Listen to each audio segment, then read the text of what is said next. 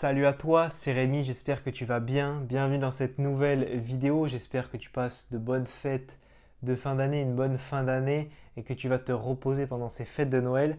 Donc dans cette vidéo, on va voir comment et pourquoi acheter un micro-logement. Donc déjà, qu'est-ce que c'est un micro-logement? C'est un appartement, on va dire un studio qui fait moins de 20 mètres carrés, moins de 15 mètres carrés. Un appartement qui est vraiment petit en surface. Et je vais t'expliquer dans cette vidéo pourquoi en ce moment, c'est ma technique du moment, pourquoi j'achète ce genre de biens et comment je les exploite. Donc ce qu'il faut bien te dire, c'est que ma technique que je vais te présenter dans cette vidéo, c'est une technique parmi tant d'autres. En immobilier, il y en a énormément, de la colocation, de l'immeuble de rapport. Mais personnellement, en ce moment, je fais dans le très petit logement en location courte durée. Donc ce qui se passe, c'est que tu as déjà dû voir, si tu me connais sur ma chaîne, mes vidéos de mon appartement en courte durée qui fait 13 mètres carrés. Si tu ne les as pas vues, elles sont dans la série playlist rénovation sur ma chaîne YouTube. Il y a 4 épisodes. Et donc tu vois comment j'ai transformé un appartement pourri de 13 mètres carrés en un appartement finalement très fonctionnel, tout compris, en Airbnb haut de gamme. Donc là, dans cette vidéo, on va parler de micro-logements, mais qui sont vraiment très beaux, très décents. Parce que souvent, quand on parle de micro-logements, on pense à Paris ou tout un tas d'autres grandes villes avec des chambres de bonne qui font moins de 9 mètres carrés. C'est pas dans les lois. Ils louent ça alors qu'il y a peut-être 2-3 mètres carrés carrés. J'avais même vu une personne, je crois qu'il y avait un appartement qui faisait de 90 cm carrés carrés. Donc sous les toits, un four en été, un congèle en hiver, les toilettes sur le palier, la douche commune, les toilettes c'était des toilettes à la turque, bref, on ne parle pas du tout de ça, on ne parle pas de vendeurs de sommeil, etc. etc. Et ce n'est pas parce qu'on va louer en courte durée un appartement qui fait moins de 15 mètres carrés, qui fait par exemple 13 mètres carrés, qu'on n'est pas éthique, que ça va être de la merde, que ça va être trop petit. Non, pas du tout.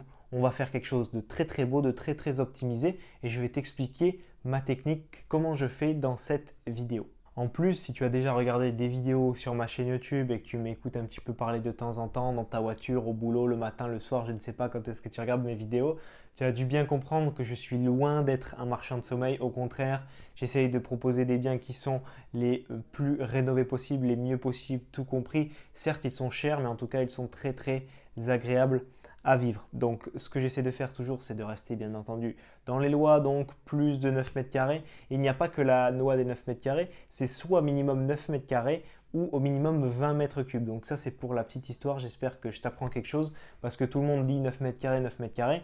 Dans la loi, c'est au minimum un logement doit faire 9 mètres carrés ou 20 mètres cubes minimum. Donc si tu as de la hauteur sous plafond, ça peut jouer, etc. etc. Donc je ne suis pas un moteur de sommeil, je respecte les lois, mais j'achète et je loue des micro-logements pour être le plus rentable possible. Donc si je t'explique un petit peu mon raisonnement, quel est-il? Pour de la location courte durée, en général, en fonction de ta ville, les personnes qui viennent chez toi, ça va être pour un week-end par exemple, pour visiter ta ville, pour un stage, pour rendre des visites à des proches, pour visiter un parent qui est à un hôpital ou dans une clinique. Donc c'est pour passer quelques jours et en général, les personnes qui vont venir dans ton bien ne restent que très peu finalement dans ton bien.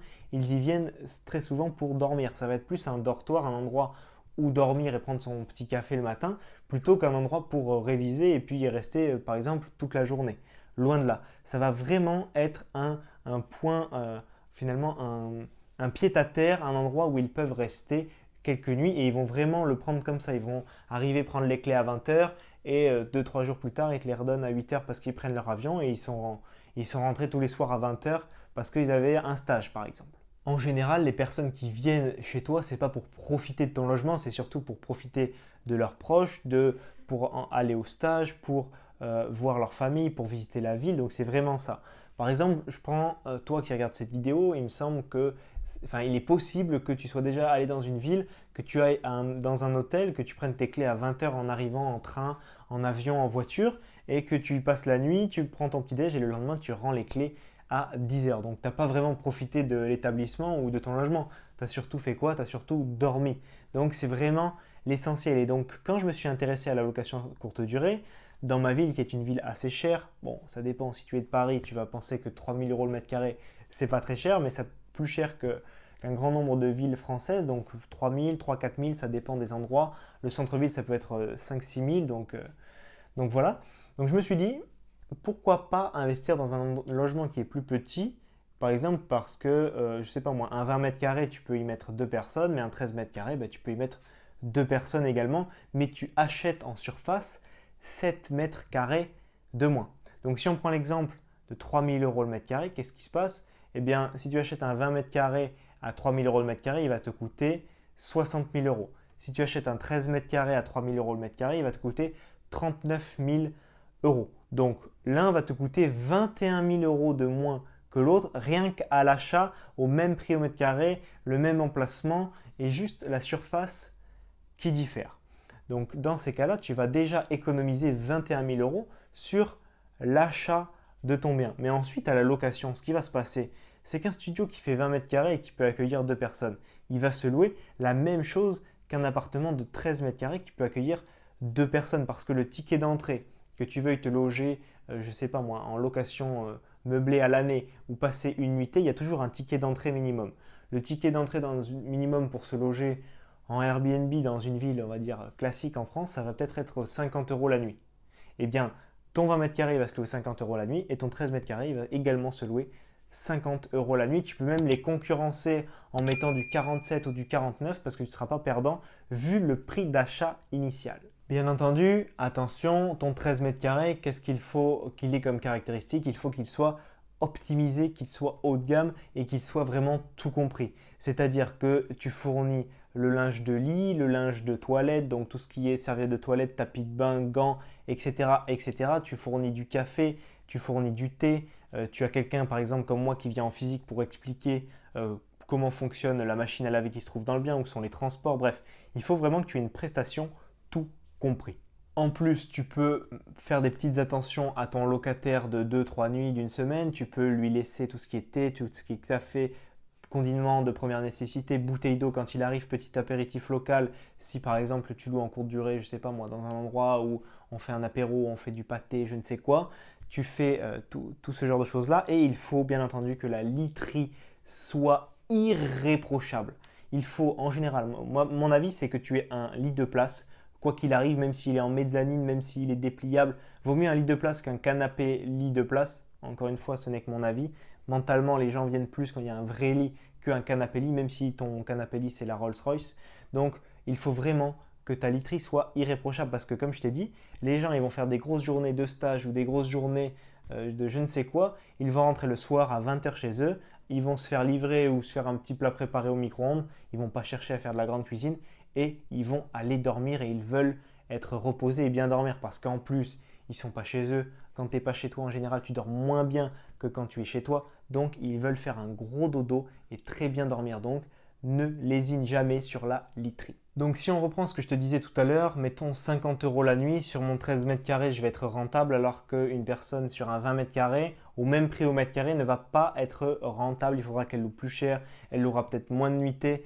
Bref, elle sera beaucoup moins rentable sur un 20 mètres carrés que sur mon 13 mètres carrés acheté au même prix au mètre carré. Donc forcément, mon prix à l'achat sera bien inférieur. Donc bien entendu, tout ce qui va graviter autour de ça, c'est pas juste tu achètes 13 mètres carrés au lieu d'acheter 20.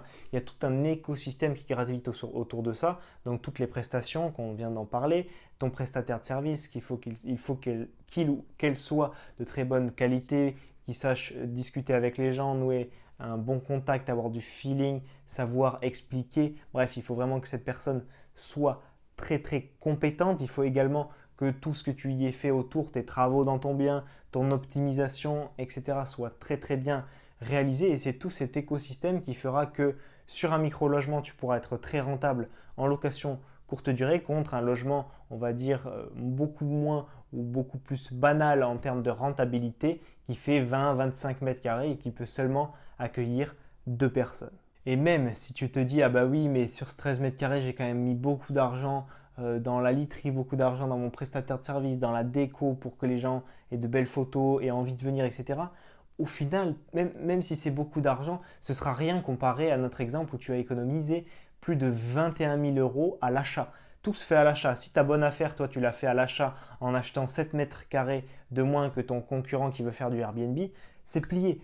C'est à l'achat que tu as fait ta bonne affaire. Tu as payé 20 000 de moins ton bien, tu le loues la même chose que lui, ton affaire elle est pliée, ton affaire elle est faite à l'achat.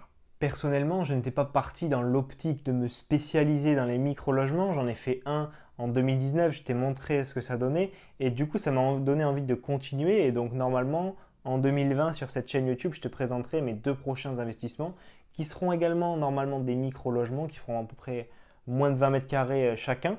Et donc, tu verras qu'avec ces logements, comme sur le premier, je vais faire plus de 1000 euros de chiffre d'affaires mensuel sur ces biens, alors que normalement, je ferais entre 300 en non meublé, 400 en meublé. Donc, c'est-à-dire que grâce à ces biens, à ces micro-logements loués en courte durée, optimisés, écosystème et tutti quanti, je réalise un fois 2,5 de rentrée d'argent. Je fais fois 2,5 de rentrée de loyer sur ces biens et donc j'explose ma rentabilité. C'est bien pour ça qu'il faut investir dans des micro-logements. J'espère que tu as apprécié cette vidéo. Si c'est le cas, pense à la liker. Et si tu veux que je t'accompagne étape par étape pour toi aussi te lancer, passer le pas et investir dans l'immobilier rentable en partant de zéro, ce que j'ai fait, c'est que j'ai créé 1 heure de formation totalement offerte. Pour y accéder, c'est très simple. Tu cliques juste en dessous dans le lien qui se trouve dans la description de la vidéo et tu recevras 5 vidéos de formation privées et inédites